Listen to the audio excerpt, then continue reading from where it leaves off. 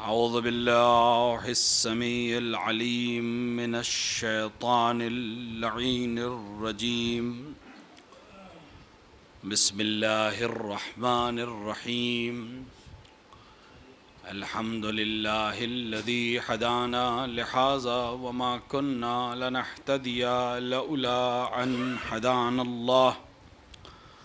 لقد جاءت رسل ربنا بالحق ثم الصلاة والسلام والتحية والإكرام على سيدنا ومولانا ومولى الثقلين جد الحسن والحسين بالقاسم مصطفى محمد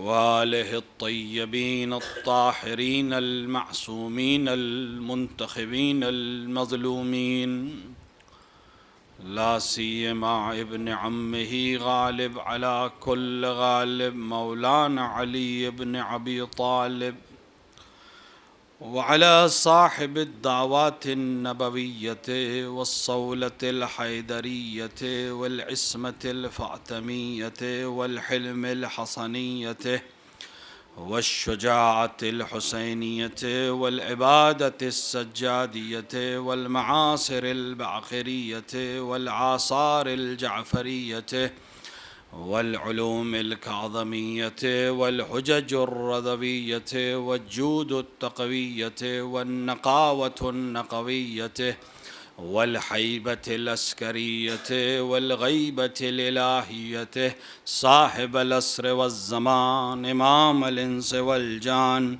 الحجة القائم المنتظر المهدي.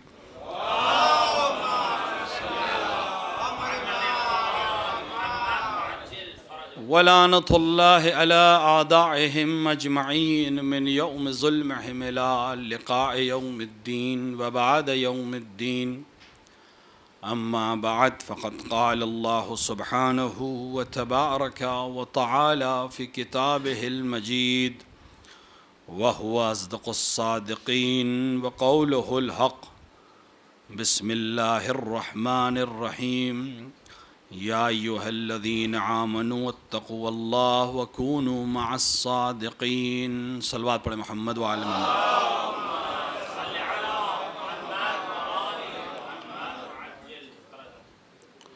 قرآن مجید میں خداوند عالم ایمان لانے والوں کو خطاب کر کے دو حکم دے رہا ہے.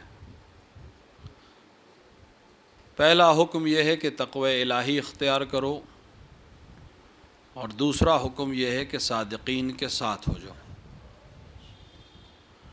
ظاہر ہے کہ اس مجمع میں نہ تقوی کے معنی بیان کرنے کی ضرورت ہے اور نہ صادقین سے مراد کون لوگ ہیں ان کا تعارف کرانے کی ضرورت ہے، کہ انشاءاللہ ہم تقوی کو بھی اختیار کرنے والوں میں سے ہیں اور صادقین کے ساتھ اس دنیا اور آخرت میں رہیں گے انشاءاللہ. لیکن سوال یہ کہ جب خداوند عالم کوئی حکم دے رہا ہے تو اس کا معنی اور مفہوم کیا ہے؟ خدا ایسے ہی تو کوئی حکم نہیں دے دے گا. کیوں صادقین کے ساتھ ہو جانے کا حکم ہے، اور کیا معنی اور مفہوم ہے صادقین کے ساتھ ہو جانے کے؟ ساتھ ہو جانے کا مطلب کیا ہے، اور کیا مقصد ہے انسان کا صادقین کے ساتھ ہو جانے سے؟ کیوں کہہ رہا ہے؟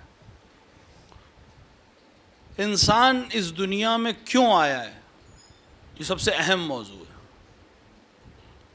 صادقین کے ساتھ ہو جانے کا تعلق اس مقصد کے ساتھ ہے یا نہیں؟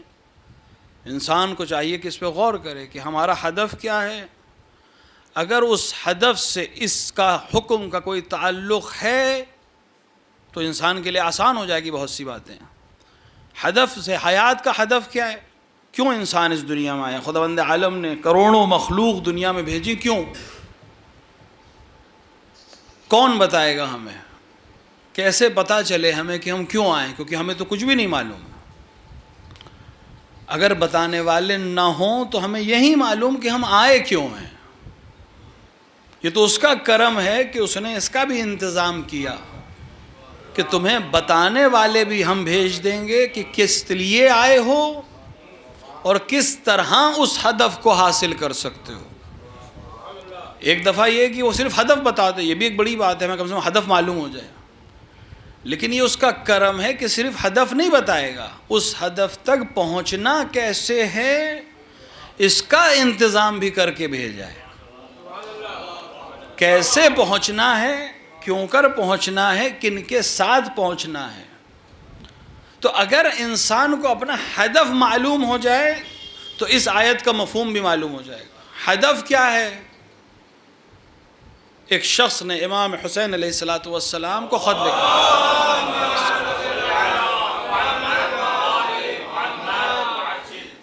ایک شخص نے خط لکھا امام کو کہ امام ہماری زندگی کا مقصد کیا ہے. خدا کا شکر کچھ لوگ ایسے تھے جو امام سے ڈھنگ کا سوال کرنے جاتے تھے. البتہ تعجب کی بات نہیں ہے جو ہم ہنستے ہیں لوگوں کے سوال کے اوپر کہ کیسے کیسے سوال لوگ کرتے تھے. تو آئیے ہمارے دل سے پوچھئے، صبح سے شام استفتاء میں بیٹھتے ہیں، ایسے ایسے سوال. یعنی ایک بار انسان سوچتا ہے کہ کوئی انسان یہ سوال کیسے مرجع تقلید سے پوچھ سکتا ہے.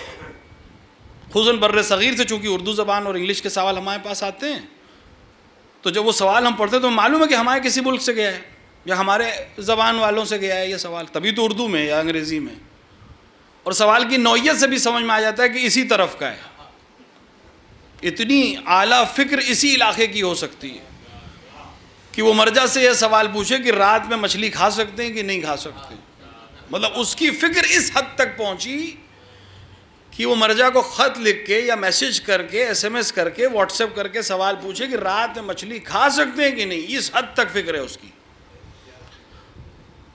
آج 2022 میں اگر یہ سوال کرنے والے موجود ہیں تو کل اگر امیر المومنین سے کوئی ابس سوال کر رہا تو تعجب کی کیا بات ہے. آج تو ہم دعویٰ کر رہے ہیں علم کا، فہم کا. اگر آج اس طرح کے سوال ہیں تو اس وقت تو تعجب کی بات نہیں، وہ تو کچھ جانتے ہی نہیں تھے. لیکن اس نے ڈھنگ کا سوال پوچھ لیا کہ مولا کیوں آئے ہیں دنیا میں، مقصد کیا ہے. اچھا دیکھیں، امام کا طریقہ معصوم کا نہیں، امام سے مراد کل معصوم کا طریقہ یہ کہ جب آپ ان سے کوئی سوال دیکھیں گے روایات میں جو اہل فن حضرات علماء تشریف فرمائیں، جب آپ ایک ہی سوال کئی الگ الگ لوگ پوچھیں، ایک ہی معصوم سے بھی ہوا ہے یہ، ایک ہی سوال ایک ہی معصوم سے الگ الگ لوگوں نے پوچھا اور امام نے الگ الگ جواب دیا. تو اس کا مطلب کیا ہے کہ جواب الگ الگ ہیں یا امام غلط بول رہے ہیں علیاذ باللہ؟ ایسا نہیں ہے. یہ ڈیپینڈ کرتا ہے کہ پوچھنے والے کی ذہنیت کتنی ہے، کتنی سکت ہے اس میں، کتنی برداشت ہے اس میں. اکثر آپ دیکھتے ہیں روایتیں ہمارے پاس جناب صدیقہ طاہرہ سلام اللہ علیہا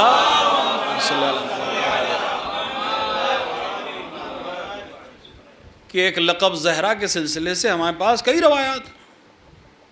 ایک روایت جو ائمہ سے ہم تک پہنچی ہے کہ آپ کو زہرا کیوں کہتے ہیں؟ کیونکہ آپ کا نور آسمان والوں کے لیے اس طرح سے ظاہر ہے جیسے ہمارے لیے چاند ستارے. یا جب آپ مصلی عبادت پہ کھڑی ہوتی تھی تو وہ نور ساطع ہوتا تھا کہ یہاں سے لے کے آسمان تک سب روشن ہو جاتا تھا. یہ امام سے آیا، راوی سے یہ بھی آیا ہمارے پاس، ایک معظمہ سے بھی آیا ہے کہ ان کا نام زہرا اس لیے ہے کہ ہم جب سوئی کھو جاتی تھی تو ہم ان کے نور سے ڈھونڈ لیتے تھے. تو دونوں روایت صحیح ہیں، ہم وہ روایت بھی قبول کر رہے ہیں، ان سے یہ روایت قبول کر لیں گے. ہر روایت ان سے نہیں قبول کریں گے لیکن یہ روایت ان سے قبول کر لیں گے. لیکن فرق کیوں؟ ایک کہہ رہا ہے کہ نور ایسا ہے کہ آسمان روشن ہو جا رہا ہے، ایک سوئی ڈھونڈ رہا ہے. صد کا فرق سمجھیے. ایک کی ذہنیت سوئی سے آگے بڑھی ہی نہیں ہے. ایک صلوات پڑھے محمد وعلی محمد.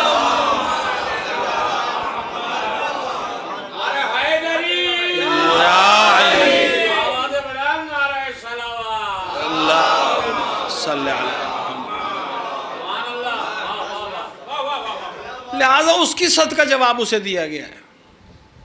اس راوی کی صد کو امام نے محسوس کیا کہ نہیں یہ پوچھنا چاہ رہا ہے, یہ جاننا چاہ رہا ہے.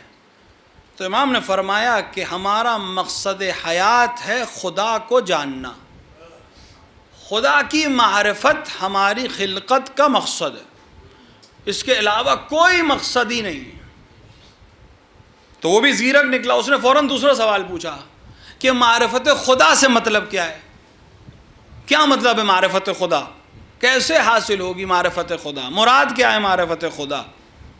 اب امام نے جو جواب دیا ہے وہ ہمارے اور آپ کے کام کا جواب ہے. امام نے فرمایا معرفت خدا کے معنی یہ ہیں کہ ہر انسان کا اپنے دور میں اپنے امام کی معرفت حاصل کرنا ہی معرفت الہیہ ہے. نہیں کہا امام نے کہ ان کی معرفت حاصل کرو, ان کے ذریعے سے خدا کی معرفت حاصل ہوگی, نہیں کہا امام نے. امام نے فرمایا ان کی معرفت ہی معرفت الہیہ ہے. کیا کہنا چاہ رہے ہیں امام؟ ایک تو دفعہ یہ آتا ہے ذہن میں کہ ہم امام کو پہچانیں, امام سے نبی کو پہچانیں, جو سلسلہ ہمارے ذہنوں میں ہے, امام کو پہچانیں, امام کے ذریعے نبی کو پہچانیں, پھر ہم خدا تک پہنچیں. لیکن یہاں امام معصوم کہہ رہے اپنے زمانے کے امام کو پہچاننا ہی معرفت الہیہ ہے. اب اس کو ہمیں سمجھنا پڑے گا, ایک حدیث سے تو معاملہ حل نہیں ہوگا. ایک حدیث ایک آیت لوگ صبح سے 40 لوگوں کو بھیجیے, 70 لوگوں کو بھیجیے, ایک حدیث لے کے بیٹھے, اس کے اندر جو سلوات ہے وہ بھی ادھوری ہے. سمجھ میں آ رہا ہے کہ ہمارا والا نہیں ہو سکتا, ادھوری سلوات ہمارا آدمی کیوں بھیجے گا؟ لیکن ہم فارورڈ کیے ہوئے ہیں, چیک کرنے یا نہ کریں. اور ہماری سمجھ میں یہ آ رہا ہے کہ ہم اس ایک حدیث سے دین سمجھ لیں گے. یعنی ایک حدیث کو فارورڈ کر کے یا ایک حدیث کا ترجمہ صبح پڑھ کے ہم دین سمجھ لیں گے. ہزاروں لاکھوں حدیثیں ہمارے پاس ہیں, ان کو ٹٹولنا پڑے گا, ہر حدیث کو دوسری حدیث کے سامنے لانا پڑے گا, اس کو قرآن کے سامنے لانا پڑے گا, راویوں کے پورے شجروں کو کھنگالنا پڑے گا. ایک ایک حدیث کو تولنے کے بعد ہماری شاید سمجھ میں آئے کہ یہ حدیث صحیح ہے کہ نہیں ہے. اور ہم چاہ رہے ہیں ایک حدیث کے ذریعے سے دین سمجھ لیں. صاحب وہ کتاب میں لکھا ہے, ہم نے دیکھا ہے, پڑھا ہے. وہ کتاب کا نام اس لیے لے رہا ہے کہ اس میں لکھا ہوا ہے کتاب کا نام, خود اس نے زحمت نہیں کی کتاب میں دیکھنے کی کہ واقعی کتاب میں ہے بھی یا نہیں ہے. کتاب لکھ دے, بڑا سا قلمبہ فارسی میں کہتے ہیں قلمبے, ایک گاڑھا سا نام لکھ دیجئے, سوچے واقعی کوئی اوتھینٹک کتاب ہوگی. نام ہی نہیں سنا ہے اس کتاب کا کبھی, ایک حدیث کے ذریعے. تو ہمیں دیکھنا پڑے گا. ایک جگہ پر امام کہہ رہے ہیں کہ معرفت الہیہ حاصل کرنا ہمارا مقصد ہے, اور زمانے کے امام کی معرفت ہی معرفت الہیہ ہے. تو اب معرفت الہیہ کے سلسلے میں آئیں, علماء سے پوچھیں کیا ہے معرفت الہیہ. یار معرفت الہیہ کے 2 حصے ہیں. پہلی ہے ذات الہیہ, یہ پروبیٹڈ ایریا ہے, اس میں نہیں جانا ہے, اس میں جانا ہی نہیں ہے. اس کے لیے اسی معصوم جس نے کہا ہے کہ تمہارا مقصد معرفت الہیہ ہے, اسی نے کہا کہ اس کے سلسلے میں فکر بھی نہ کرنا. نہیں کہا تحقیق نہ کرنا, کہا فکر بھی نہ کرنا ورنہ ہلاک ہو جاؤ گے. اچھا اس نے کیوں کہا کہ تم ہلاک ہو جاؤ گے؟ اسے کچھ معلوم ہے تبھی تو اس نے کہا. اسے ادھر کا بھی مسئلہ معلوم ہے, ادھر کا مسئلہ بھی معلوم ہے. آسان دے دیتے, مثال آسان اپنے جوانوں کے لیے, بزرگوں سے معذرت کے ساتھ. یہاں لگے ہوئی ہیں لائٹس, اب تو LEDs کا زمانہ آ گیا ماشاءاللہ. کسی وقت پاور کم ہو, البتہ LEDs جل جاتی ہیں کم پاور میں. کم پاور ہو, کوئی تھوڑی سی پاور کا بلب ہو اور پاور کم ہو, تو ہم کہیں کہ تھوڑا سا بڑھا دیجیے. کتنی لائن میں آ رہی ہے پاور؟ 220 240 اگر آ جائے اس علاقے میں. کہا نہیں, اگر یہ نہیں کم لائٹ دے رہا ہے تو اس کو اوپر والے کھمبے سے اوپر جو ہائپر ٹینشن جا رہا ہے اسے جوڑ دیا, نور بڑھ جائے گا. کہیں کمال کی بات کر رہے ہیں مولانا, پھٹ جائے گا. نور بڑھے گا نہیں، پھٹ جائے گا. کیوں؟ کیونکہ اس میں اتنی سکت ہی نہیں ہے کہ یہ اس کو برداشت کر سکے. تو یہ کیوں کہا آپ نے؟ کیونکہ آپ کو اس کی سکت بھی معلوم ہے اور اس کی پاور بھی معلوم ہے، لہٰذا آپ کو معلوم ہے کہ یہ اس کو برداشت نہیں کر سکتا. وہ جو کہہ رہا ہے فکر نہ کرنا، وہ ہمارے ذہن کی سکت بھی جانتا ہے، اور ادھر کس زمانے کی بات ہو رہی ہے اور کس مرحلے کی بات ہو رہی ہے وہ بھی جانتا ہے.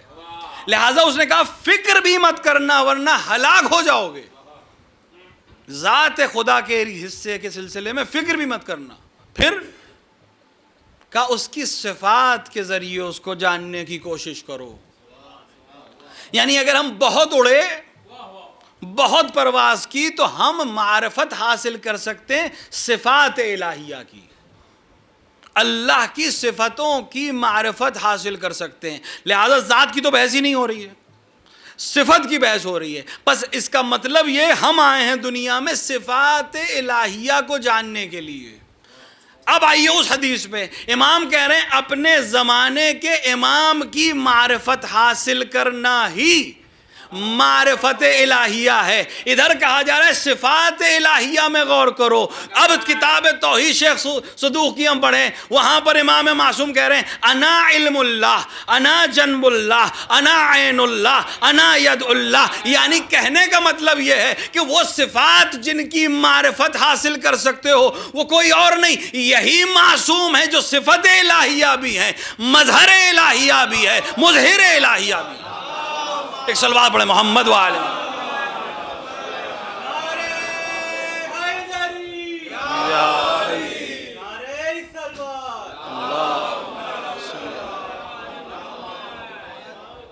ان کی معرفت یعنی صفت الہیہ کی معرفت، یہ خود صفت ہیں، خدا کی صفات میں سے یہ صفت ہیں، اور کوئی ایک صفت کے حامل نہیں ہیں کہ کوئی ایک صفت ان سے نظر آ جائے گی. نہیں، جتنی بھی صفت ہے، کتنی ہے ہمیں نہیں معلوم. کچھ نام ہم کو مل جاتے ہیں کچھ دعاؤں میں. ایک دعا وہ بھی انہوں نے بتائی، ورنہ ہمیں وہ بھی نہیں پتا تھا. کچھ نام سے ہم، اب ہمارے نام اور ان کے نام میں فرق ہے، اس بحث کو ہم نہیں جائیں گے ابھی، لیکن اگر اس کا نام ہے تو معنی کے ساتھ ہے، اگر اس کی صفت ہے تو اس معنی کا وہ حامل ہے.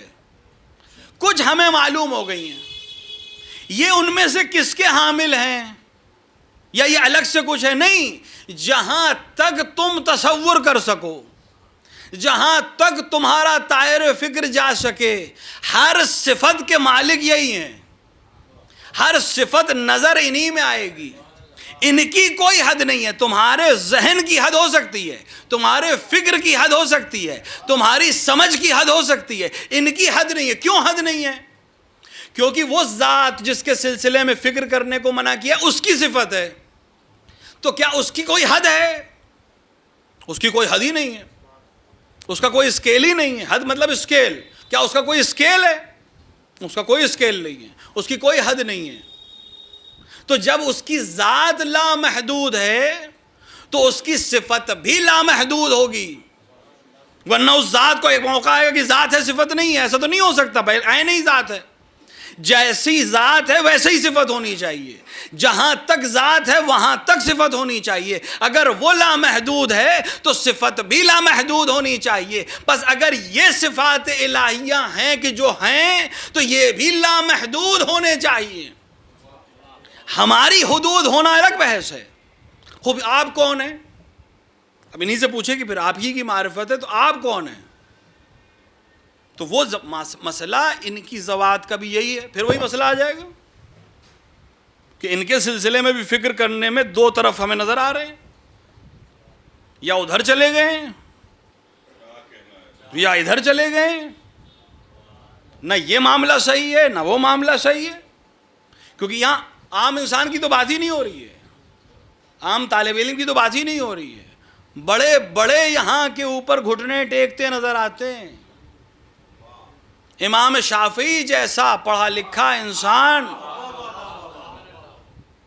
جب مقام میں آتا اور حیرت میں آتا تو کیا کہتا ہے؟ ماتا شافعی لیس یدری، مر گیا شافعی اسے معلوم نہیں، علی ربہ او ربہ اللہ، علی اس کا رب ہے یا اللہ اس کا رب ہے؟ تو آپ کہیں توحید خراب ہو رہی ہے یہاں. تو ایک بہت بڑا مسئلہ آج کل جو آ رہا ہے، اپنی بزموں میں زیادہ آ رہا ہے، اس کو بھی ٹھیک کرنے کی ضرورت ہے کہ صاحب یہ تو توحید سے ٹکرا رہا ہے، اس چکر میں کیا فضائل نہ پڑھے جائیں. ایک بہت بڑا مسئلہ یہ کہ صاحب توحید سے ٹکرا رہا ہے، توحید سے ٹکرا رہا ہے. یہ توحید سے نہیں ٹکرا رہا ہے، آپ کی ذہن میں جو توحید ہے اس سے ٹکرا رہا ہے. آپ کی ذہن میں اگر کوئی توحید ہے تو اس سے ٹکرا رہا ہے. اور ذہن کی توحید کو تو امام نے پہلے ہی دن منع کر دیا تھا کہ اگر تمہارے ذہن میں کوئی توحید کا تصور آئے تو اسے پھینک دینا، وہ تمہارے ذہن کی مخلوق ہے، میرا خالق نہیں ہے. تو ایسا نہ ہو کہ توحید کی حفاظت میں ہم فضائل پڑھنا بند کر دیں، اور ایسا بھی نہ ہو کہ فضائل پڑھتے پڑھتے توحید کی وادیوں کو توڑنا شروع کر دیں. نہ یہ معاملہ صحیح ہے، نہ یہ معاملہ صحیح ہے. ہاں یقیناً بہت مشکل کام ہے، آسان نہیں ہے، اس کا اعتراف ہے. یہ آسان کام تو نہیں ہے، آسان کاموں کے بدلے میں تھوڑی نا جنت ملتی ہے. مشکل کام ہے، یقیناً مشکل کام ہے. بڑے بڑے پریشان ہیں، شافعی جیسا امام پریشان ہے، تو ہم اور آپ کیا چیز ہیں کہ کون ہے رب؟ کون رب ہے؟ شافعی حیرت میں. توحید دامن سے نہیں جانی چاہیے، ولایت بھی ہاتھ سے نہیں جانی چاہیے. نہ ادھر گڑبڑ ہو نہ ادھر گڑبڑ ہو. کچھ ملیں گے کہ صاحب نہیں بندے ہیں، جیسے ہم ویسے آپ، جیسے یہ ہمارے جیسے ہیں، ہمارے اور آپ کے جیسے ہیں. تو پھر جو یہ کر رہے ہیں وہ کیا ہے؟ اگر ہمارے اور آپ کے جیسے ہیں تو یہ افعال جو یہ انجام دے رہے ہیں وہ کیا ہے؟ ایسے ہی تو شافعی حیرت میں نہیں پڑ گیا تھا. ہر وہ عمل جو وہ سوچ سکتا ہے کہ خدا کرے گا وہ یہ کر رہے ہیں. تو کوتاہی ان کی طرف سے نہیں ہے، ہماری فکر کی کوتاہی ہے. ایک کے ذہن میں آیا کہ جو مردوں کو زندہ کرے وہ خدا. خدا نے تو یہ معیار نہیں بیان کیا تھا، یہ تو انسانوں کا معیار ہے. تو اگر کوئی بندہ ایسا نظر آ جائے جو مردوں کو زندہ کر رہا ہے تو اسے لگے گا یہی ہے. تو یہ حد کس نے بیان کی کہ جو مردے کو زندہ کرے وہ خدا؟ ہمارے ذہن نے بیان کی، ادھر سے تو نہیں کہا گیا. جو وہ خدا قرآن میں کہہ رہا ہے کہ عیسیٰ خلق کر کے دکھائیں گے. تو افعال کے ذریعے سے نہیں پہنچ پاؤ گے. ہم کیا کر سکتے ہیں یہ الگ بحث ہے، ہم کیا ہیں یہ الگ بحث ہے. ایک ہے کہ آپ کر کیا سکتے ہیں، ہم کیا کر سکتے ہیں. اگر اس زمانے میں آؤ گے تو پھر ہم وہ کر سکتے ہیں جو تمہارے تصور میں بھی نہیں آ سکتا. اگر اس طریقے سے سمجھنے کی کوشش کرو گے تو پریشان ہو جاؤ گے، جیسے شافعی پریشان ہو گئے. فعل کے ذریعے سے ہم کو سمجھنے کی کوشش نہ کرو، عمل کے ذریعے سے ہم کو سمجھنے کی کوشش نہ کرو. تو جائیں کہاں؟ کس سے پوچھیں؟ کہیں جانے کی ضرورت نہیں ہے، انہی سے پوچھیے کہ سرکار آپ ہیں کون اور آپ کیا ہیں. کیونکہ جب مقام آئے گا آپ کو صفت میں دیکھنے کا، آپ کے افعال کو دیکھنے کا، تو آپ بیان کرتے ہوئے نظر آئیں گے. کتاب توحید شیخ صدوق نے اس پوری حدیث کو مفصل لکھا ہے، جو ہم اور آپ پڑھتے ہیں مسلسل مجالس میں، علماء و شعراء پڑھتے رہتے ہیں. یہ خود کتاب توحید میں شیخ صدوق نقل کر کے یہ بیان کر دیا کہ ان کو بیان کرنا توحید کے منافی نہیں ہے. اگر توحید سمجھا کوئی سکتا ہے تو یہی سمجھا سکتے ہیں. تو ان کے افعال کو دیکھ کے توحید سمجھنے کی کوشش نہ کرنا، کیونکہ یہ خود کہہ رہے ہیں انا علم اللہ، میں علم الہی ہوں. میں علم الہی ہوں کیا مطلب ہے؟ میں علم الہی ہوں یعنی جو کچھ ہے اور جو ہوگا، جو ہم نہیں جان سکتے وہ سب یہ خود ہیں. میں نے شاید یہیں کسی مجلس میں عرض کیا تھا کہ ہماری زبان کی کوتاہی ہے کہ ہم کہیں امیر المومنین عالم ہیں. یہ ہماری زبان کی کوتاہی ہے کہ ہمارے پاس لفظ نہیں ہے فاعل کو بیان کرنے کے لیے. ورنہ امیر المومنین عالم نہیں ہے، امیر المومنین علم ہیں. خود امیر المومنین انا علم اللہ، میں اللہ کا علم ہوں. علی عالم نہیں ہے، علی علم ہے. جس کے ذہن میں آ جائیں وہ عالم بنتا ہے.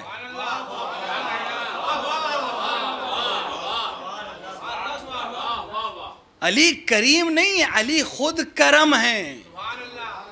جو ان سے وابستہ ہو جائے وہ کریم بنتا ہے. علی عادل نہیں ہے، علی عین عدل ہیں. جو علی کو میزان بنا کر حکم صادر کرے وہ عادل کہلاتا ہے. اب علی کو نہیں تولا جائے گا، علی پر تولا جائے گا. یہ کہنا ہی غلط ہے کہ علی حق پر ہیں اور فلاں باطل پہ، یہ جملہ ہی غلط ہے. علی تو میزان کا نام ہے، میزان نہیں تولی جاتی، میزان پر تولا جاتا ہے. ایک صلوات پڑھیں محمد و آل محمد.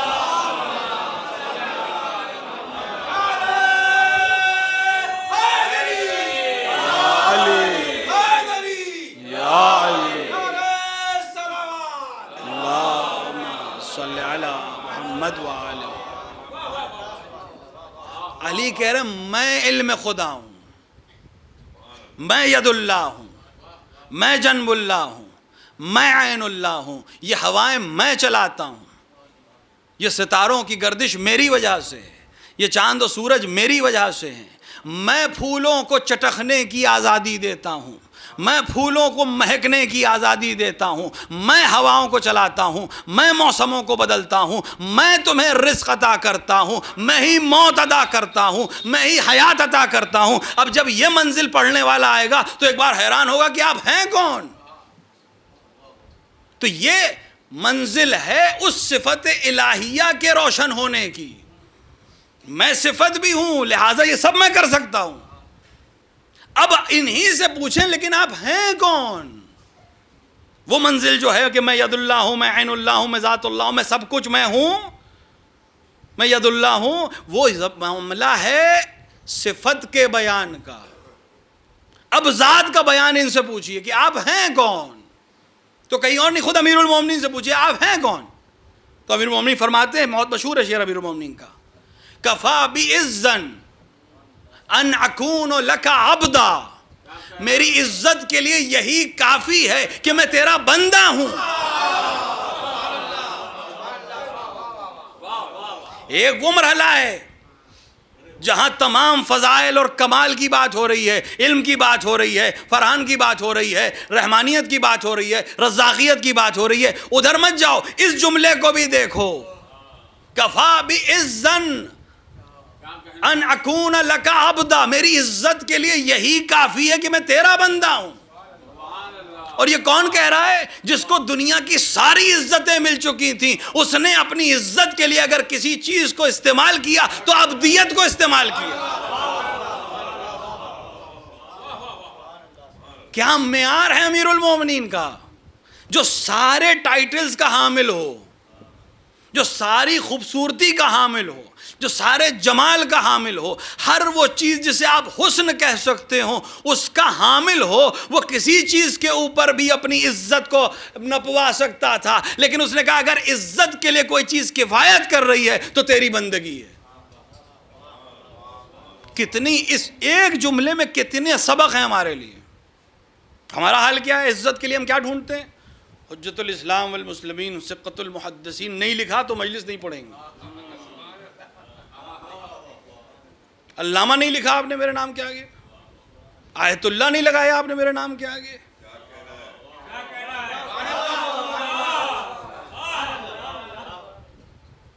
فلاں انجینئر بول رہا ہوں، فلاں ڈاکٹر بول رہا ہوں، فلاں بریگیڈیئر بول رہا ہوں. یہ انسان کیوں ان القاب کو تلاشتا ہے؟ کیونکہ وہ اس میں عزت تلاش کرتا ہے. وہ سوچتا ہے اس نام کے ساتھ جب یہ لقب لگے گا تو عزت ملے گی. امیر المومنین کہہ رہے ہیں عزت کے لیے تیری بندگی کافی ہے. اگر امیر المومنین کے پاس کوئی صفت نہ ہوتی تب بھی امیر المومنین ہمارے لیے حجت تھے. چہ بسا کہ سب کچھ ہے، کچھ بھی کہہ سکتے تھے. میری عزت کے لیے رسول کا داماد ہونا کافی ہے، میری عزت کے لیے رسول کا بھائی ہونا کافی ہے، میری عزت کے لیے مولود کعبہ ہونا کافی ہے، میری عزت کے لیے باب مدینۃ العلم ہونا کافی ہے، لیکن فرمایا میری عزت کے لیے یہ کافی ہے کہ میں تیرا بندہ ہوں۔ اچھا، انسان ہر دن مسئلے دیکھتا ہے، سمجھنے کو تو تیار ہی نہیں ہے، کیونکہ اس سے بڑا عالم ہے ہی نہیں دنیا میں، انسان سے بڑا عالم کون ہے؟ فلاں ڈاکٹر صاحب اور فلاں آیت اللہ صاحب بول رہے ہیں، میں مولانا فلاں بول رہا ہوں۔ سوتے میں بھی جگائیے تو مولانا پہلے بیان ہوگا، نام بھول جائیں گے، لقب نہیں بھولیں گے۔ لیکن ہر دن دیکھتے ہیں کہ جہاں روح نکلی اس بدن سے وہاں کوئی آیت اللہ نہیں کہتا، وہاں مٹی کہتا ہے۔ شان ہلا کر کوئی آیت اللہ العظمیٰ نہیں کہتا ہے، یا فلاں ابن فلاں، کوئی لقب یاد نہیں آئے گا۔ تم اللہ، اللہم ان ھذا عبدک وابن عبدک، چاہے آیت اللہ کی نماز جنازہ ہو، چاہے ڈاکٹر کی نماز جنازہ ہو، چاہے انجینئر کی نماز جنازہ ہو، پریزیڈنٹ کی نماز جنازہ ہو، پرائم منسٹر کی نماز جنازہ ہو، اگر ہو ایک صلوات پڑھے محمد وآلہ محمد۔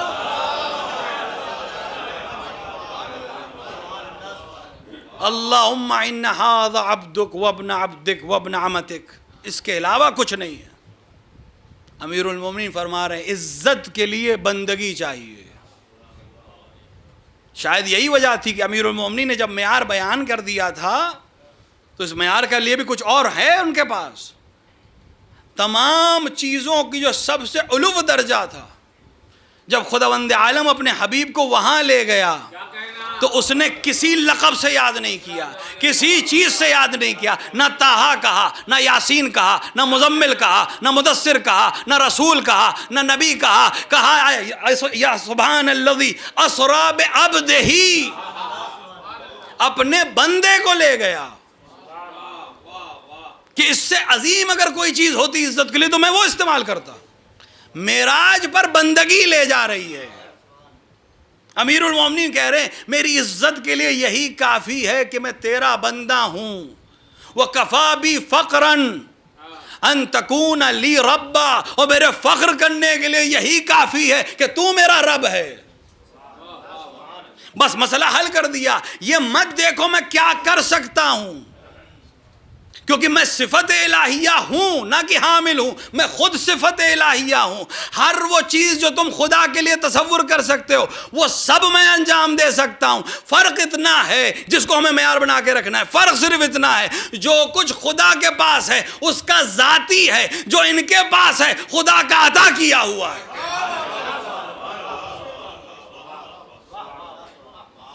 اس مسئلے کو حل کر لیں، نہ توحید ہاتھ سے جانے پائے گی، نہ ولایت ہاتھ سے جانے پائے گی۔ جو خدا کے پاس ہے وہ اس کا ذاتی ہے، کسی نے اسے دیا نہیں ہے، اور جو ان کے پاس ہے وہ خدا کا دیا ہوا ہے۔ اب چاہے یہ کبھی اس کا نام لے کے کہیں کہ میرے اذن سے اٹھو، اور کبھی کہیں میرے اذن سے اٹھو، کبھی کہیں میرے رب کے اذن سے اٹھو، وہ ان کا اختیار ہے۔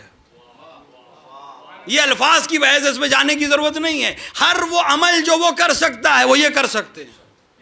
فرق اتنا ہے وہ اگر کرے گا تو اس کو کسی نے عطا نہیں کیا ہے، یہ جو کریں گے بہرحال اس نے عطا کیا ہے۔ یہ مرحلہ حل ہو جائے پھر جو چاہے کہو، پھر کوئی حد ہے ہی نہیں۔ ہماری فکر کی حد ہو سکتی ہے، ان کی کوئی حد نہیں ہے۔ اور مراد صرف امیر المومنین نہیں ہے، مراد یہ چہاردہ معصوم سب ہیں۔ ان کا کوئی آپس میں تقدم اور تاخر کی جو بات ہے کہ یہ پہلے یہ بات، یہ کوئی وقت کی بات نہیں کہ یہ پہلے یہ بات، جو پہلے اور بعد ان میں ہے وہ وقتی نہیں ہے، وہ رتبی ہے۔ رتبے میں اول اور آخر ہیں، زمانے میں اول اور آخر نہیں ہے، کیونکہ جس زمانے کے یہ ہیں اس وقت زمانہ بھی نہیں تھا۔ بھئی ہم کہیں کہ وہ دروازہ کھولا 8 بجے ہم داخل ہوئے، ہم سے پہلے کچھ لوگ یہاں بیٹھے تھے، تو وہ پہلے آئے، میں بعد میں آیا ہوں۔ تو آج زمانہ موجود ہے، لہٰذا آپ کہہ سکتے ہیں یہ پہلے یہ بات زمانے کے لحاظ سے۔ دو افراد اگر زمانے کے ساتھ حرکت کریں تو ایک پہلے ایک بعد میں. لیکن کبھی کبھی ایسا ہوتا ہے کہ تقدم اور تاخر جو ہوتا ہے وہ زمانی نہیں ہوتا.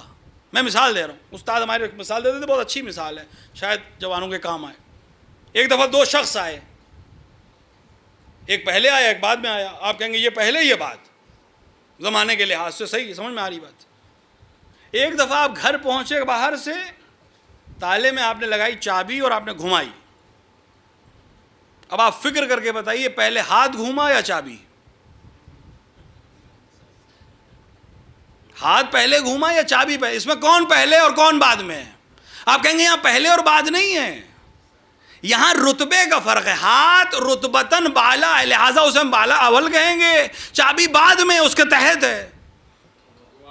یہاں زمانی تقدم اور تاخر نہیں ہے, یہاں رتبے کا ہے. ہاتھ کا رتبہ بلند ہے, چابی کا رتبہ کم ہے. اب اہل بیت کے سلسلے میں جب کہا جائے یہ پہلے ہیں, یہ دوسرے ہیں, یہ تیسرے ہیں, تو یہ رتبے کا فرق ہے, زمانے کا کوئی فرق نہیں ہے. کیوں؟ کیونکہ زمانے کے لیے ہم دو چیزوں کے محتاج ہیں کم سے کم. یا سورج کے محتاج ہیں کہ اس کی گردش سے ہم گھڑی ناپیں گے, یا چاند کے محتاج ہیں. یہ الگ بحث ہے کہ چاند خود سورج کا محتاج ہے, کہ چاند کو کم اور زیادہ ہوتے دیکھ کر ہم دنوں کو طے کر لیتے. تو ہم وقت کو طے کرتے ہیں یا چاند کے ذریعے یا سورج کے ذریعے. اور یہ جس زمانے میں, اس زمانے میں نہ چاند ہے, نہ سورج ہے, نہ ستارے ہیں, نہ فرشتے ہیں, نہ ناپنے والا ہے, نہ بتانے والا ہے, بس وہ ہے اور یہ ہیں. تو ان میں تقدم اور تاخر نہیں ہے, رتبے میں ہے, لہذا سب شامل ہیں. اگر ہم کہیں علی علم اللہ ہیں تو بات صرف علی کی نہیں ہے, حسن بھی اسی منزل پر ہیں, حسین بھی اسی منزل پر ہیں, سید سجاد بھی اسی منزل میں ہیں. اب جس زمانے میں جس صفت کی ضرورت پڑی, اس صفت کو اس معصوم نے ظاہر کر دیا. ایسا نہیں ہے کہ ان کے پاس یہ ہے ان کے پاس یہ نہیں ہے, نہیں, ہر چیز کے حامل ہیں, ہر چیز کے حامل ہیں, ہر صفت کے حامل ہیں. جس زمانے میں جس کی ضرورت پڑی وہ ظاہر کر دی گئی. یہ مقام ان کو جو عطا ہوا ہے, بس اس کو یاد رکھنا ہے کہ ان کو عطا ہوا ہے. اب وہ الگ بحث ہے کہ کس بیس پہ عطا ہوا ہے, اس پہ نہیں جا رہا ہوں میں. خدا نے ان کو دیا ہے, بس اتنا ہی فرق ہے ان دونوں میں. خدا کو کسی نے دیا نہیں. یہ زحمت پھر سے کر لیتے ہیں آپ لوگ, ایک بار صلوات پڑھے آگے آ جائیں.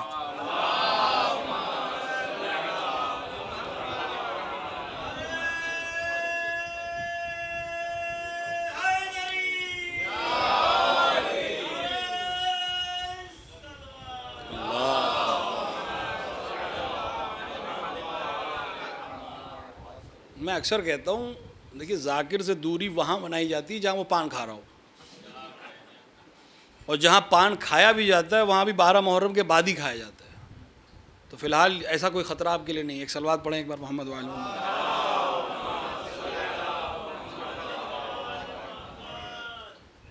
کل حضرت کے ساتھ صف اول میں اگر جانا ہے تو آگے آنے کی کوشش کرنی پڑے گی, یا ہم لوگ کی طرح بیک گراؤنڈ میں ہی رہنا ہے. ایک صلوات پڑھے محمد وعلی محمد.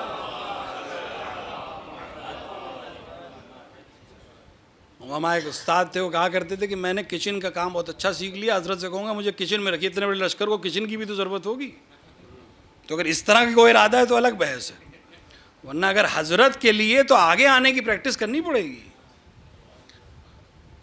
جس صفت کی یہ حامل ہیں اس وقت اگر ضرورت ہے اسے ظاہر کر دیں گے, نہیں ضرورت ہے نہیں ظاہر کریں.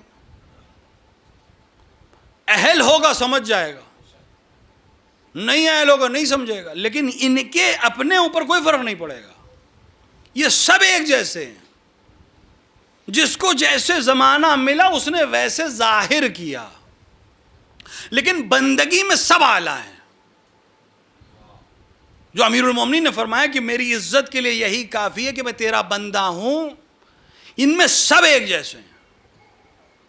بندگی کو اگر کمال پر دیکھنا ہے تو یہ ذوات بتائیں گی کہ بندگی کہتے کسے ہے. اگر امیر المومنین اس کمالات پہ کھڑے ہو کر کہہ رہے تھے میں بندہ ہوں, تو اس بندگی میں کیسے اپنے خدا کو پہچانوا رہے ہیں؟ وہ علی جس کو پوری دنیا تیار تھی کہ سجدہ کرے، وہ خود سجدے میں سر رکھ کے کہہ رہا ہے سبحان ربی العالی و بحمدہ. اور کبھی کبھی انسان سوچتا ہے کہ امیر المومنین کو سجدے میں ہی ضربت کیوں لگی، تاکہ پوری دنیا میں کم سے کم یہ مشہور ہو جائے کہ علی نے سجدہ کیا تھا. ورنہ بہانہ تراش کرنے والے کچھ بھی بہانہ کر سکتے تھے. وہ الزام بھی جو حاکم لگا رہا تھا وہ بھی رفع ہو جائے کہ مسجد میں ضرب لگی، اور وہ لوگ جو کل بھٹک سکتے تھے ان کو بھی پتا چل جائے کہ علی کو ضربت سجدے میں لگی. بس کوئی ہے جسے علی سجدہ کرتا ہے. اللہ کی معرفت کرانے کے لیے. معرفت الہی اس سے اعلیٰ کیا ہوگی؟ علی جسے سجدہ کرے، جو تمام کمالات پہ بیٹھا ہے، جس کو اللہ نے علی کہا ہے. ہمارے اور آپ کے نام نہیں جسے چاہے رکھ لیے، اللہ نے علی کہا ہے. وہ جب سجدے میں سر رکھ کے کہے سبحان ربی العالی، جسے علی اعلیٰ کہے وہ کیسا رب ہوگا؟ یہ بندگی اس خاندان میں اس طرح سے جہاں جسے موقع ملا اس نے ظاہر کر دیا. اور اگر اس کے درجے اعلیٰ کو دیکھنا ہے، معراج سے بھی اعلیٰ درجے کو دیکھنا ہے، ولو وہ سب سے اعلیٰ درجہ سمجھا جاتا ہے، اس سے اعلیٰ دیکھنا ہے. وہ معراج تحت الثری پہ تھی، سدرۃ المنتہا پہ تھی، لیکن یہ معراج حسین نے کربلا میں بندگی کی قائم کی کہ یہ اس سے کہیں آگے چلی گئی. بندگی کی معراج حسین نے قائم کی. حسین ابن علی بندگی کے کس مزاج کے حامل تھے اور کس مقام پر تھے کہ حسین کو سوائے رب کے کچھ نظر ہی نہیں آ رہا تھا. دیکھیے بہت آسان ہے زبانی کہہ دینا کہ میں راہ خدا میں قربان ہو جاؤں. مال دینا آسان کام ہے، اعزہ اور اقارب کی قربانی پیش کرنا آسان کام ہے، اولاد کی قربانی بھی آسان ہے، اپنی جان دینا بھی آسان ہے، لیکن آبرو دینا بہت سخت ہے. حسین ابن علی نے اپنا مال بھی دیا، اپنے اعزہ اور اقارب بھی دیے، اپنے جگر کے گوشے بھی دیے، اپنی جان بھی دی اور اپنی آبرو بھی دی. آبرو یاد نا آپ کو تو ذہن میں آ گیا آبرو کہاں دی حسین نے اپنی. میں اکثر کہتا ہوں پورے واقعے کربلا میں حسین نے کہیں ہمیں آپ کو یاد نہیں کیا ہے، جبکہ ایسے بہت موقع تھے جہاں انسان اپنے دوستوں کو یاد کرتا ہے.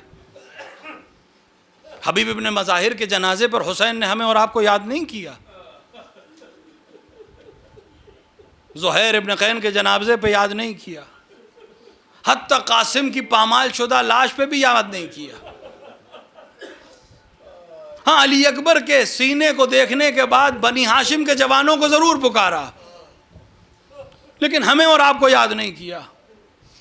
دریا کی ترائی پر جب گئے اور کمر کو تھام کر اعتراف کیا کہ میری کمر ٹوٹ گئی،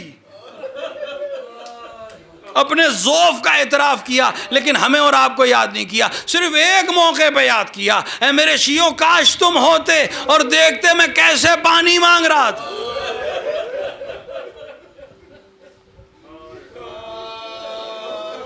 یہ وہ موقع ہے جہاں حسین اپنی آبرو کو نیلام کر رہے تھے، کیونکہ کریم کے لیے بہت سخت ہے کسی ذلیل سے کچھ مانگنا. حسین کے پاس ایک آبرو بچی تھی، خدا وہ بھی تیری راہ میں دے دی. بندگی کی معراج حسین ابن علی نے بیان کی. یہ حسین کی بندگی تھی کہ جو اتنے زخم کھانے کے بعد بھی علماء نے بیان کیا ہے کہ حسین کا چہرہ روز عاشور ایک کھلے ہوئے گلاب کی طرح سرخ ہوتا چلا جا رہا تھا. یہاں تک کہ وہ منظر بھی تاریخ نے دیکھا جب حسین نے سب کو خدا حافظ کہا. نہ کسی میں سکت ہے کہ اس کو پڑھ سکے، نہ کسی دل میں اتنی طاقت ہے کہ اس کو سمجھ سکے کہ حسین نے کیسے وہ سلام آخر کہا ہوگا۔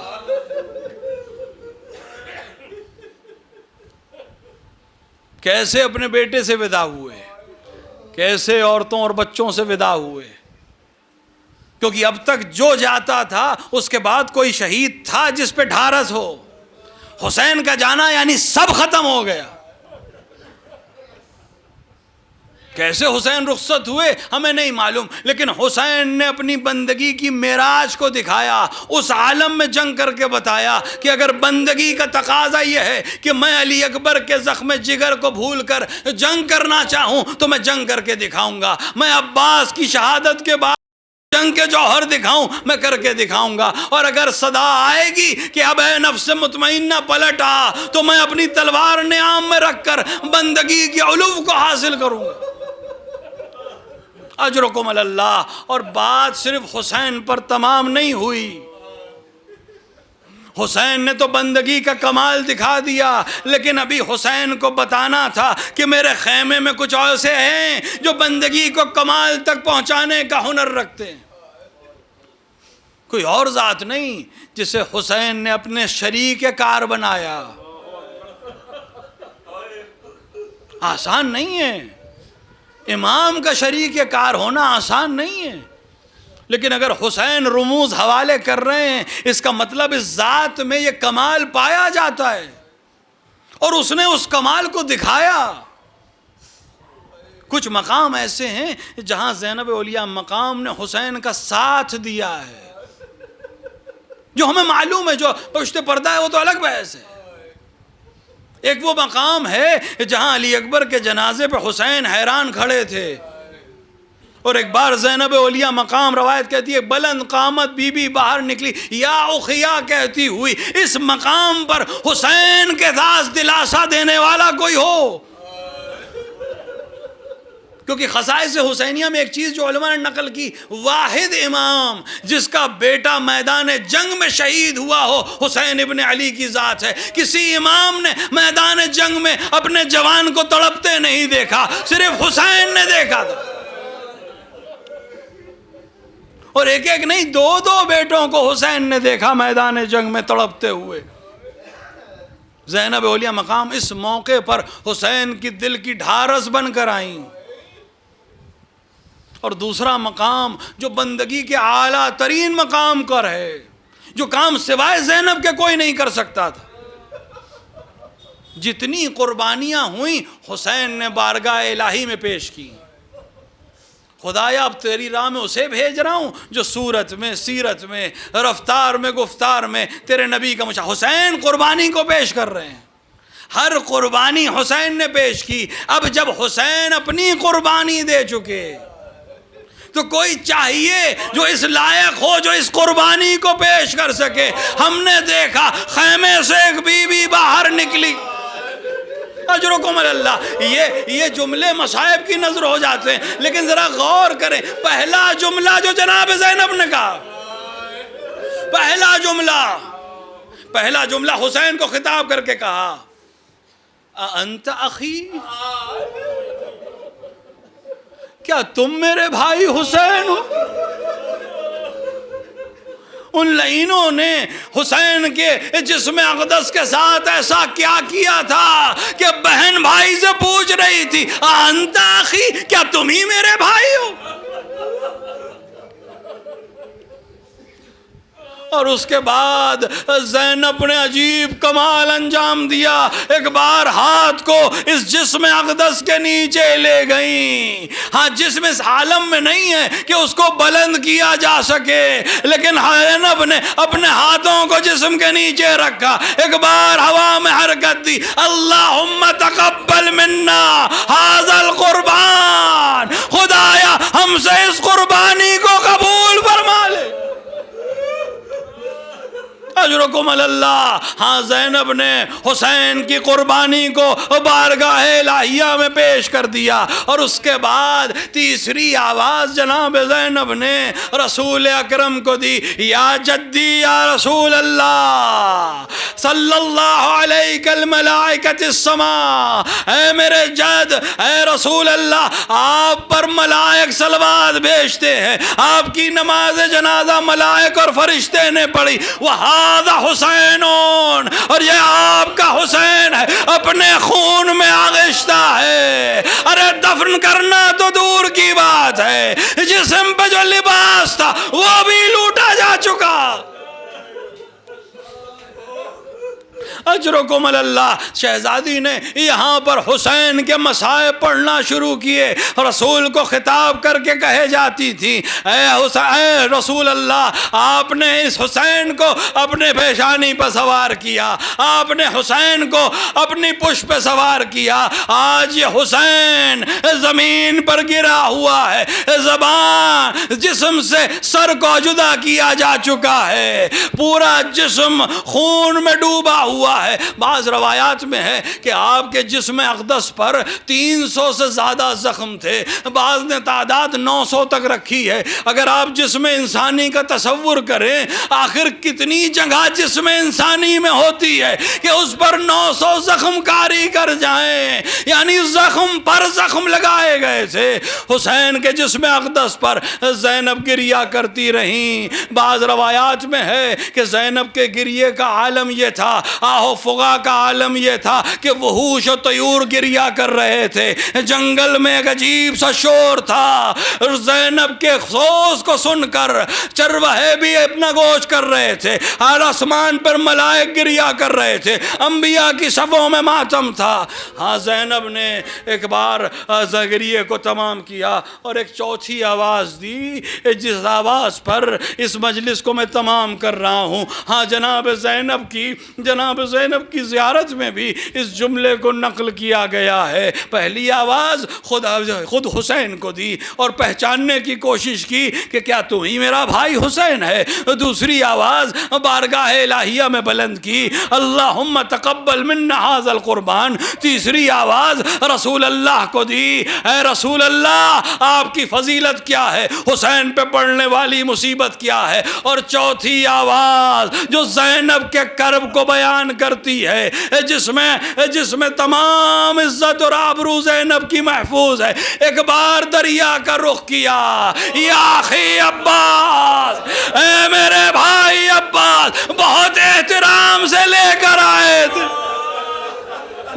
بہت احترام سے مدینے سے لے کر آئے تھے. دیکھو نامحرموں کا مجمع ہے، سیدانیوں کو زندانی میں بنایا جا رہا ہے. اے عباس، تمہارے جانے کے بعد ہماری چادر کا کوئی محافظ نہیں، سکینہ کا کوئی محافظ نہیں. اب ہم ہیں، اسیری ہے، شام کا دربار ہے، کوفے کا بازار ہے. اے بھیا زینب کے لیے دعا کر.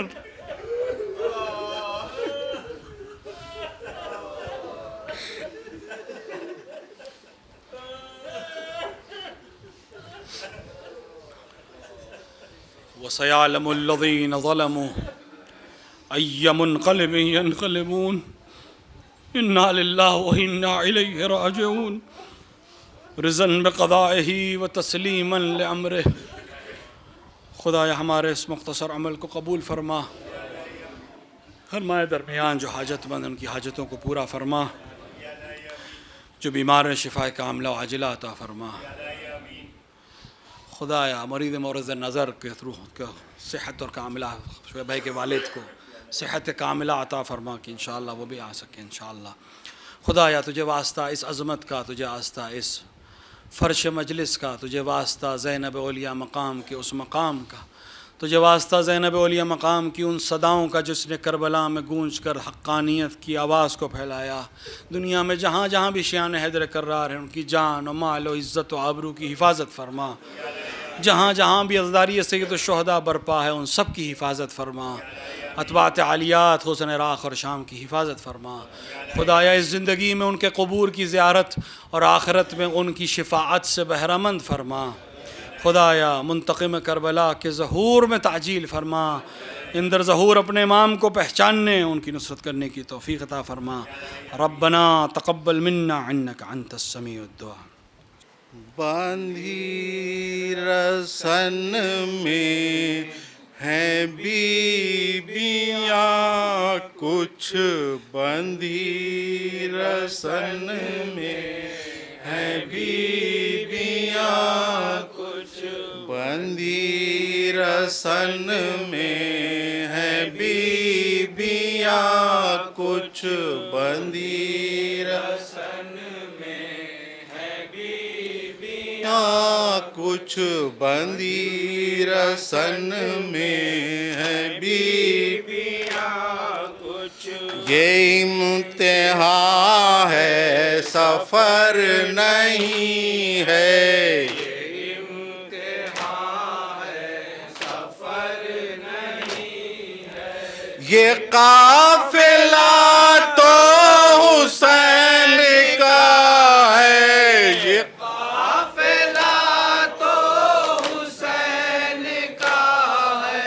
یہ قافلہ تو حسین کا ہے. حسین اس میں مگر نہیں ہے، بندھی رسن میں ہے بیبیاں کچھ، بندھی رسن میں ہے بیبیاں کچھ.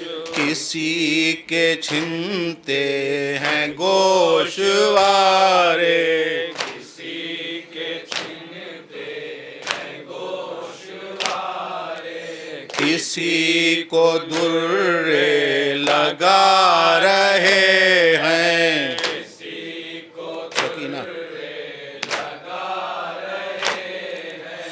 سکینہ دیتی ہے یہ دعائی، سکینہ دیتی ہے یہ دعائی، سکینہ دیتی ہے یہ دعائی. کیا تم کو بابا خبر نہیں ہے، بندھی رسن میں ہے بیبیاں کچھ، بندھی رسن میں ہے بیبیاں کچھ. بطول کی بیٹیاں کھلے سر، بطول کی بیٹیاں کھلے سر. نبی کی عطرت پہ یہ ستم ہے، نبی کی عطرت پہ یہ ستم ہے. ستم گروں کا ہے ایک نرغہ، کسی بشر پہ اثر نہیں ہے. ستم گروں کا ہے ایک نرغہ، کسی بشر پہ اثر نہیں ہے، بندھی رسن میں ہے بیبیاں کچھ، بندھی رسن میں ہے بیبیاں کچھ. رسن میں جکڑی وہ سہمی سہمی، رسن میں جکڑی وہ سہمی سہمی، اور اس پہ نانی سی عمر اس کی، اور اس پہ نانی سی عمر اس کی. لگا رہے ہیں لئی تماچے،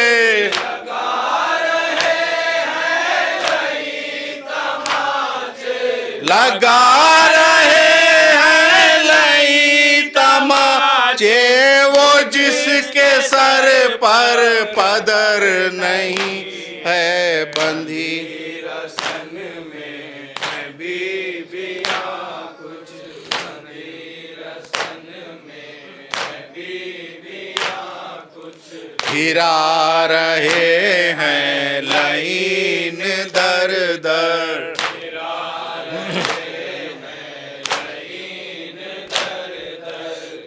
پکڑ کے عابد کو بیڑیوں میں،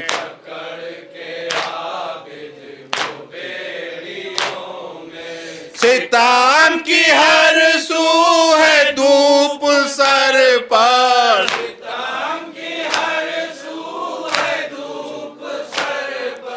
ستم کی ہر سو ہے دھوپ سر پر، کہیں بھی کوئی شجر نہیں ہے، بندی رسن میں ہے بیویاں کچھ، بندی رسن میں بیویاں کچھ، حسین سے بڑھ گئی ہے زینب،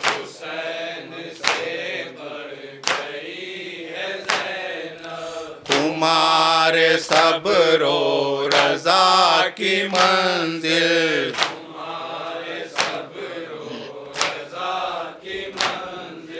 وہ عصر تک کا ہی امتحان تھا،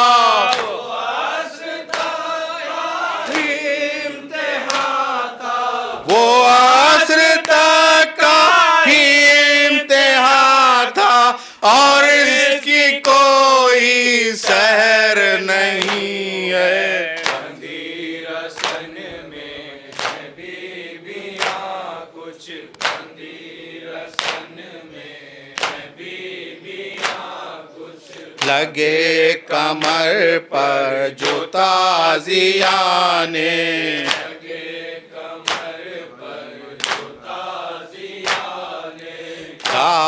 یہ بیمار کربلا نے،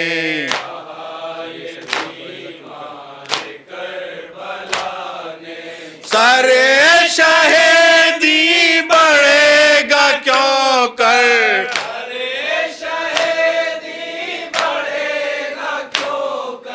سر شہیدی بڑھے گا کیوں کر، سکینہ خستہ جگر نہیں ہے، بندی رسن میں بیویاں کچھ، بندی رسن میں بیویاں کچھ، گھٹا گھٹا سا وہ قید خانہ،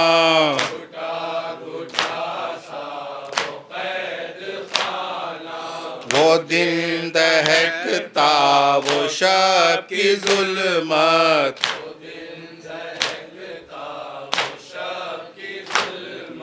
ہے ایک مدت وہاں پر گزری،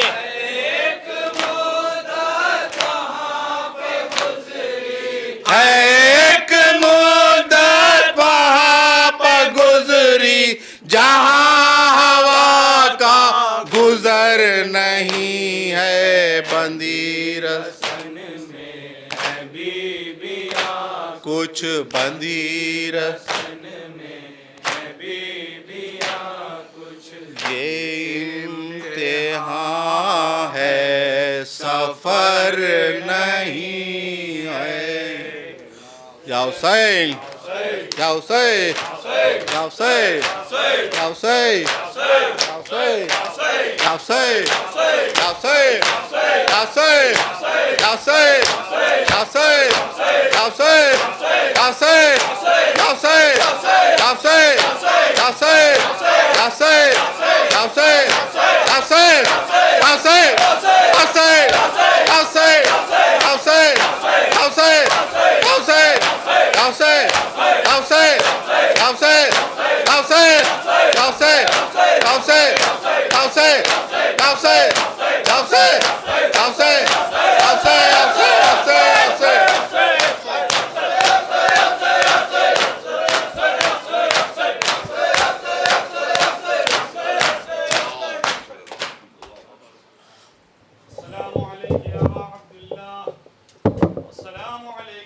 رسول اللہ السلام علیک یا ابن امیر المؤمنین وابن السید الوسیین السلام علیک یا ابن فاطمة الزہراء سیدۃ النساء العالمین السلام علی الحسین وعلی علی ابن الحسین وعلى أولاد الحسين وعلى أصحاب الحسين.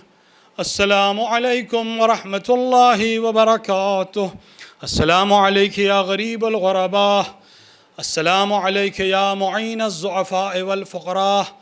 السلام عليك سلطان عرب والعجم علي بن موسى رضا المرتضى الرازي بالقدر والقضاء. السلام عليكم ورحمة الله وبركاته. السلام عليك يا صاحب العزاء. صلى الله عليك يا صاحب العصر والزمان. علما من فتنة الزمان. أحسن الله لك العزاء في جدك الحسين. أحسن الله لك العزاء في جدك الحسين وأصحابه وأولاده. السلام عليك يا شريك القرآن. السلام عليك يا مظهر الإيمان. أجل الله تعالى فرجك وسهل الله تعالى مخرجك وظهورك وجعلنا من أنصارك وأعوانك ورحمة الله وبركاته.